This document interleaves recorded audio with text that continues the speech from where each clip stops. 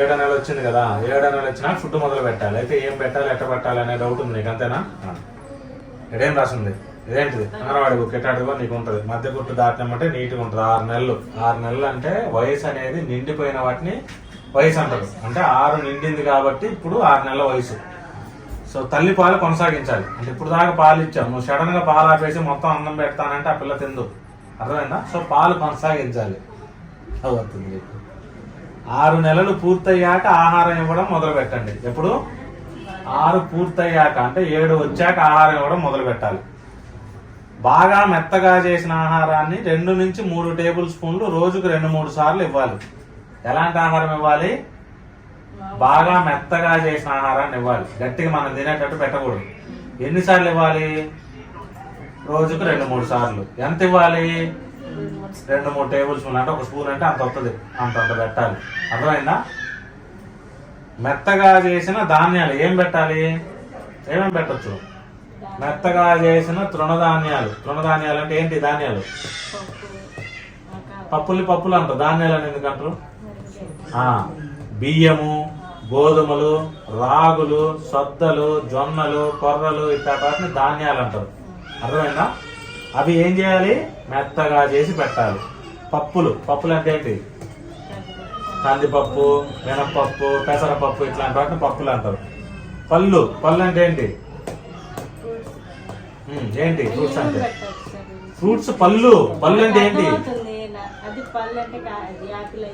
Apple కాయ, అరటికాయ అట్లాంటి వాటిని పళ్ళు అంటారు. బట్ దేన్నైనా ఎలా పెట్టాలి? మెత్తగా చేసి, బాగా మెత్తగా చేసిన ఆహారాన్ని పెట్టాలి. ఎంత పెట్టాలి? 2-3 టేబుల్ స్పూన్లు పెట్టాలి. అర్థమైందా? ఎన్నిసార్లు పెట్టాలి? 2-3 సార్లు పెట్టాలి. నెక్స్ట్ కూరగాయలు అంటే ఏంటి? క్యారెట్, బీట్రూట్ ఇట్లాంటి వాటిని కూరగాయలు అంటారు. అర్థమైందా? అవన్నీ మెత్తగా చేసి పెట్టుకోవచ్చు. అయితే ఇవన్నీ ఒకేసారి పెడతావా? కాదు. ఒకసారి ఒకే రకమైన ఆహారాన్ని ఇవ్వాలి. అంటే ఈ రోజే అన్ని పెట్టవు. ఈ రోజు అన్నము, ఈ రోజే పప్పు, ఈ రోజే అరటికాయ, ఈ రోజే సాంబార్ అన్ని పెట్టినాం అనుకో, పిల్లకి ఏదన్నా ఇబ్బంది వచ్చింది అనుకో, దేని వల్ల వచ్చిందో అర్థం కాదు. అందుకని ఏం చేయాలి? ఒకసారి ఒకే రకమైన ఆహారాన్ని ఇవ్వాలి.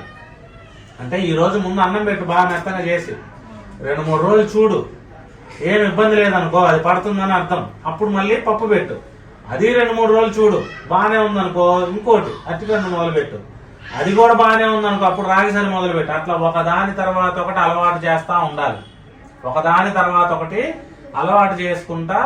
ఒకసారి ఇప్పుడు అన్నం బాగానే ఉంది పెట్టినప్పుడు, పప్పు పెట్టినప్పుడు కూడా బాగానే ఉంది పడుతుంది అనుకో, అప్పుడు 2 కలిపి పెట్టుకోవచ్చు. అర్థమైందా? ఒకవేళ ఏదైనా పడలేదనుకో, నీకు ఎట్ట తెలియాలి? ఏదైనా పడకపోతే వాంతులు గాని, విరోచనాలు రావడం గాని, ఆయాసం రావడం గాని, ఒంటి మీద దద్దులు రావడం గాని, దురదలు రావడం గాని, ఇలాంటివి ఏమైనా వస్తున్నాయేమో గమనించుకోవాలి. ఇలాంటివి ఏమైనా వస్తే ఏమంటావు? పడట్లేదని అనుమాన పడాలి. కన్ఫర్మేషన్ కాదు, అనుమానపడి ముందు పెడుతున్న దాన్ని ఆపేస్తావు. అర్థమైందా? తగ్గిపోయి మళ్ళీ బాగుంటది కదా, 1-10 రోజులకు మళ్ళీ సెట్ అయిపోతుంది కదా, ఒకవేళ ఏమైనా ఇబ్బందులు ఉన్నా. అప్పుడు మళ్ళీ ఒకసారి కొంచెం పెట్టి చూడాలి, అది పడుతుందా లేదా అని. మళ్ళీ అదే ఇబ్బంది వచ్చింది అనుకో, కన్ఫామ్ గా అది పడట్లేదని అర్థం. ఒక పుస్తకం తీసి ఈ బేబీకి పలానా వస్తువు పడట్లేదని రాసి పెట్టుకోవాలి. అర్థమైందా? ఇలా ప్రతి ఒక్కటి అలవాటు చేసుకుంటూ వెళ్ళాలి.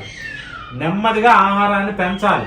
నెమ్మదిగా ఆహారాన్ని పెంచుకుంటూ పోతుంది. జీవితంతో 2-3 టేబుల్ స్పూన్లే పెడతావా? లేదు. 2-3 సార్లే పెడతావా? లేదు. వయసు పెరిగే కొద్దీ ఆహారం పెంచుకుంటూ వెళ్తావు. క్వాంటిటీ పెంచాలంటే ఆహారం మోతాదు పెంచాలి. ఎక్కువ సార్లు ఫ్రీక్వెన్సీ పెంచాలంటే ఎన్నిసార్లు పెడుతున్నావో దాన్ని కూడా పెంచుతావు. అట్లా పెంచుకుంటూ పోవాలి. అర్థమైందా? తర్వాత 7వ నెల వచ్చినాక ఐరన్ డ్రాప్ స్టార్ట్ చేయాలి. ఐరన్ డ్రాప్స్ కానీ సిరప్ కానీ ఇవ్వండి, ఇస్తాను. తర్వాత గవర్నమెంట్ లో వేసిన టీకాలు కాకుండా ప్రైవేట్ టీకాలు ఇప్పుడు మొదలవుతాయి 7వ నెలలో. టైఫాయిడ్ టీకా, ఫ్లూ వ్యాక్సిన్, ఈ 2 7వ నెలలో స్టార్ట్ అవుతాయి. సో ఈ ఆహారము, టీకాలు, ఐరన్ డ్రాప్స్ ఈ 3 మొదలు పెట్టాలి 7వ నెల రాగానే. అర్థమైందా? ఫుడ్ ఇలా పెట్టుకోవాలి. పెట్టుకున్నాక నెక్స్ట్ మళ్ళీ 6 నుంచి 9 నెలలు ఎలా పెట్టాలనేది దీని కిందే రాసి ఉంటుంది. స్లోగా ఆహారం పెంచుకుంటూ వెళ్ళాలి. అర్థమైందా?